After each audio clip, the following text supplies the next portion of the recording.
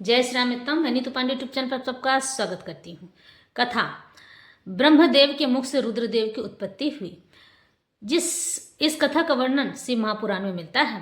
जब भगवान ब्रह्मा के मुंह से भगवान रुद्र की उत्पत्ति हुई तो भगवान शिव कहते हैं कि हे ब्रह्मा, मूर्छित न हो, उठो। यानी कि ब्रह्मा जी बेहोश हो गए थे और बहुत देर तक बेहोशी में पड़े हुए थे, जिस कारण से भगवान रुद्रदेव को स्वयं कहना पड़ा कि मैं सदाशिव होते हुए भी रुद्र का अवतार लेकर तुम्हारे पुत्र के रूप में जन्म लिया हूँ, इसलिए मेरा मार्गदर्शन करो। शिव जी बार बार इस बात को कहते हैं और ब्रह्मा जी को जगाते हैं, लेकिन ब्रह्मा जी की मूर्छा ऐसी होती है कि उनका भयंकर रूप रुद्रदेव का देखकर वे बेहोश हो जाते हैं और इस प्रकार बेहोश होते हैं कि मानो वो उठना ही ना चाहते हो डर के मारे। इस प्रकार से ये आज की कथा है। लेकिन आपको मैं ये बात बता दूं कि श्री हरि पर ब्रह्म है और भगवान शिव सदाशिव पर ब्रह्म, यानी दोनों एक ही हैं और इनके ही दोनों भाग को अलग होने के बाद से भगवती का प्रादुर्भाव हुआ था। यानी कि इन दोनों के भीतर जो ममता के गुण थे, वो ममता का गुण एक स्त्री का रूप लेके भगवती का प्रादुर्भाव हुआ था। भगवती उत्पन्न हुई थी जो इनसे भी सर्वश्रेष्ठ कहलाए। क्योंकि जब सारे कार्य पुरुष के हाथ से निकल जाते हैं, पुरुष किसी कार्य को सक्षम करने में नहीं होता है, तो अंत में उस चीज का कमान देवी आदि शक्ति जगत जननी संभालती हैं और वो ये कहती हैं कि तुम भले ही देना जानते हो और लेना ना जानते हो, लेकिन मैं जिन हाथों से दे सकती हूँ उन हाथों से छीन भी सकती हूँ, क्योंकि ये संतान मेरी है और मैं इस पर अपना पूर्ण अधिकार रखती हूँ। इसलिए मनुष्य को या किसी भी जीव जंतु को कोई भी कार्य करने से पहले सोचना चाहिए, क्योंकि जो परमेश्वर हमें दे सकते हैं वो परमेश्वर हमसे छीन भी सकते हैं। इसलिए इस कथा का आज आरंभ करें। उसके बाद काल की महिमा, प्रलय, ब्रह्मांड की स्थिति तथा सर्ग आदि का वर्णन करते हुए वायु देवता ने कहा, पहले ब्रह्मा जी ने 5 मानस पुत्रों को उत्पन्न किया जो उनके ही समान दिखाई देते थे। उनके नाम इस प्रकार कहे गए हैं: सनक, सनंदन, विद्वान, सनातन, रिभु और सनत कुमार। वे सब के सब योगी, वीत राग और ईर्ष्या दोष से रहित थे। इन सब का मन और ईर्ष्या दोष से रहित होने के कारण ईश्वर के चिंतन में लगा रहता था। इसलिए उन्होंने सृष्टि रचना की इच्छा नहीं कि सृष्टि से विरत हो। सनक आदि महात्मा जब चले गए तब ब्रह्मा जी ने पुनः सृष्टि की इच्छा से बड़ी भारी तपस्या की। इस प्रकार दीर्घ काल यानी लंबे समय तक तपस्या करने पर जब कोई काम न बना तब उनके मन में दुख उत्पन्न हो गया। उस दुख से क्रोध प्रकट हो गया। क्रोध से अविष्ट होने पर ब्रह्मा जी के दोनों नेत्रों से आंसू की बूंदें गिरने लगी। उन आंसुओं की बूंदों से भूत प्रेत उत्पन्न हुए। आंसुओं से उत्पन्न हुए उन सब भूत प्रेतों को देखकर ब्रह्मा जी ने अपनी निंदा की। उस समय गुस्सा और मोह के कारण उन्हें तीव्र मूर्छा आ गई, यानी कि बेहोशी आ गई। क्रोध से अविष्ट हुए प्रजापति ने मूर्छित होने पर अपने प्राण त्याग दिए। तब प्राणों के स्वामी भगवान नील लोहित रुद्र अनुपम कृपा प्रसाद प्रकट करने के लिए ब्रह्मा जी के मुख से वहां प्रकट हो गए। उन जगदीश्वर प्रभु ने अपने आप को 11 रूपों में प्रकट कर लिया। महादेव जी ने अपने उन महामना 11 रूपों में से कहा, बच्चों, मैंने लोक पर अनुग्रह करने के लिए तुम लोगों की सृष्टि की है, इसलिए तुम आलस्य से रहित हो जाओ। संपूर्ण लोक की स्थापना, हित साधन तथा प्रजा संतान की वृद्धि के लिए प्रयत्न करो। महेश्वर के ऐसा कहने पर वे रोने लगे और चारों ओर दौड़ने लगे।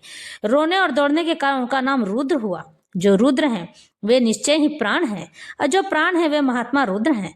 उसके बाद ब्रह्मपुत्र महेश्वर ने दया करके मरे हुए देवता परमेष्टि ब्रह्मा जी को पुनः प्राण दान दे दिया। ब्रह्मा जी के शरीर में प्राणों के लौट आने पर रुद्रदेव का मुख प्रसन्नता से खिल उठा। उन विश्वनाथ ने ब्रह्मा जी से यह उत्तम बात कही, उत्तम व्रत का पालन करने वाले जगत गुरु महाभाग वीरिंच, डरो मत, मैंने तुम्हारे प्राणों को नूतन जीवन दान प्रदान किया है। इससे सुख से उठो। सपने में सुने हुए वाक्य की भांति इस मनोहर वचन को सुनो। ब्रह्मा जी ने हंसकर खुशी से प्रसन्न कमल के समान सुंदर नेत्रों के द्वारा धीरे से भगवान हर की ओर देखा, यानी भगवान शिव की ओर देखा। उनके प्राण पहले की तरह लौट आए थे। इसलिए ब्रह्मा जी ने दोनों हाथ जोड़कर स्नेह से, प्रेम से, गंभीर वाणी द्वारा उनसे कहा, हे प्रभु, आप दर्शन मात्र से मेरे मन को आनंद प्रदान करने वाले हो गए हैं। इसलिए बताइए, आप कौन हैं जो संपूर्ण जगत के रूप में स्थित हैं? क्या वे ही भगवान आप 11 रूपों में प्रकट हुए हैं? उनकी यह बात सुनकर देवताओं के स्वामी महेश्वर अपने परम सुखदायक कर कमलों द्वारा ब्रह्मा जी का स्पर्श करते हुए बोले, हे देव, तुम्हें ज्ञात होना चाहिए कि मैं परमात्मा हूँ और इस समय तुम्हारा पुत्र होकर प्रकट हुआ हूँ, यानी कि मैं ही पर ब्रह्म हूँ और मैं ही सदाशिव हूँ, और जो कि मैं तुम्हारा पुत्र बनकर इस बार जन्म लिया हूँ। ये जो 11 रुद्र हैं तुम्हारी सुरक्षा के लिए यहाँ आए हुए हैं, इसलिए तुम मेरे अनुग्रह से इस तीव्र मूर्छा को त्याग कर जाग उठो और पहले के समय समान प्रजा की सृष्टि करो, प्रजा की उत्पत्ति करो। भगवान शिव के ऐसा कहने पर ब्रह्मा जी के मन में बड़ी खुशी हुई, प्रसन्नता हुई। उन विश्वात्मा ने 8 नामोद्वार परमेश्वर शिव का स्तवन किया। ब्रह्मा जी कहते हैं, भगवान रुद्र, आपका तेज असंख्य सूर्यों के समान अनंत है और आपको नमस्कार है। रस स्वरूप और जलमय विग्रह वाले आप भव देवता को बारंबार नमस्कार है। नंदी और सूर्य कामधेनु ये दोनों आपके स्वरूप हैं। आप पृथ्वी रूपधारी सर्व को बारंबार नमस्कार। ब्रह्मा जी के इस प्रकार प्रार्थना करने पर कल्याणकारी त्रिपुर नाशक रुद्रदेव ने बहुत अच्छा कहकर उनकी बात मान ली। उसके बाद प्रसन्न हुए महादेव जी का अभिनंदन करके सृष्टि के लिए उनकी आज्ञा पाकर भगवान ब्रह्मा ने अनन्य प्रजाओं की सृष्टि आरंभ की। उन्होंने अपने मन से मरीचि, भृगु, अंगिरा, पुलत्स, पुलह, क्रतु, अत्रि और वशिष्ठ की सृष्टि की। ये सब ब्रह्मा जी के पुत्र कहे गए हैं। धर्म संकल्प और रुद्र के साथ इनकी संख्या 12 होती है। ये सब पुराने ग्रस्त माने गए हैं। देवगणों सहित इनके 12 दिव्य वंश कहे गए हैं, जो प्रजावान, क्रियावान तथा महर्षियों से अलंकृत हैं। उसके बाद जल पर स्थित हुए रुद्र सहित ब्रह्मा जी ने देवताओं, असुरों, पितरों और मनुष्यों की सृष्टि करने का विचार किया। ब्रह्मा जी ने सृष्टि के लिए समाधिस्थ हो अपने चित्त को एकाग्र किया। उसके बाद मुख से देवताओं को, कोख से पितरों को, कोटि के अगले भाग से असुरों को तथा प्रजननेन्द्रिय लिंग से सब मनुष्यों को उत्पन्न किया। उनके गुदा स्थान से राक्षस उत्पन्न हुए, जो सदा भूख से व्याकुल रहते थे। उनमें तमोगुण और रजोगुण की प्रधानता होती है। वे रात को विचरते और बलवान होते हैं। सांप, यक्ष, भूत और गंधर्व ये भी ब्रह्मा जी के अंगों से उत्पन्न हुए। उनके पक्ष भाग से पक्षी हुए। वक्ष स्थल से अजंगम स्थावर प्राणियों का जन्म हुआ। मुख से बकरों और पार्श्व भाग से भुजंगामों की उत्पत्ति हुई। दोनों पैरों से घोड़े, हाथी, सरब, नीलगाय, मृग, ऊंट, खच्चर, न्यंकु नामक मृग तथा पशु जाति के अन्य प्राणी उत्पन्न हुए।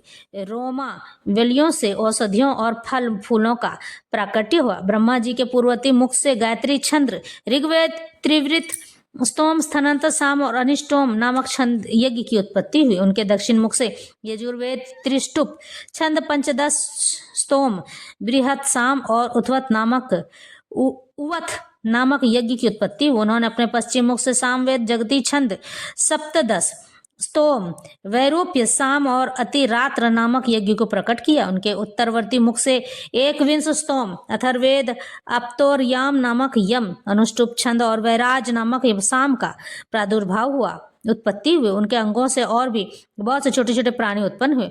उन्होंने यक्ष, पिशाच, गंधर्व, अप्सराओं के समुदाय, मनुष्य, किन्नर, राक्षस, पक्षी, पशु, मृग और सर्प आदि संपूर्ण नित्य अनित्य स्थावर जंगम जगत की रचना की। उनमें से जिन्होंने जैसे जैसे कर्म पूर्व कल्पों में अपना ये थे, पुनः पुनः सृष्टि होने पर उन्होंने फिर उन्हीं कर्मों को अपनाया। उस समय वे अपनी पूर्व भावना से भावित होकर हिंसा, अहिंसा से युक्त मृदु, कठोर, धर्म, अधर्म तथा सत्य और मिथ्या कर्म को अपनाते थे, क्योंकि पहले की वासना के अनुकूल कर्म ही उन्हें अच्छे लगते हैं। इस प्रकार विधाता ने ही स्वयं इंद्रियों के विषय भूत और शरीर आदि में विभिन्नता एवं व्यवहार की सृष्टि की है।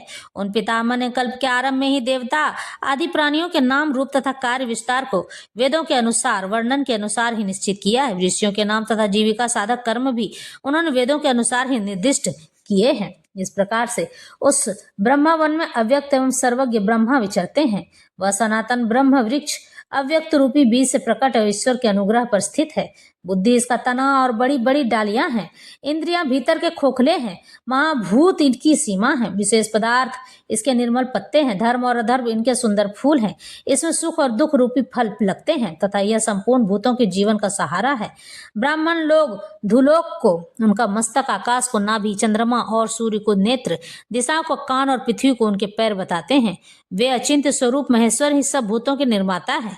उनके मुख से ब्राह्मण प्रकट हुए हैं। वक्ष स्थल से ऊपरी भाग से क्षत्रियों की उत्पत्ति हुई। दोनों जांघों से वैश्य और पैरों से शूद्र उत्पन्न हुए।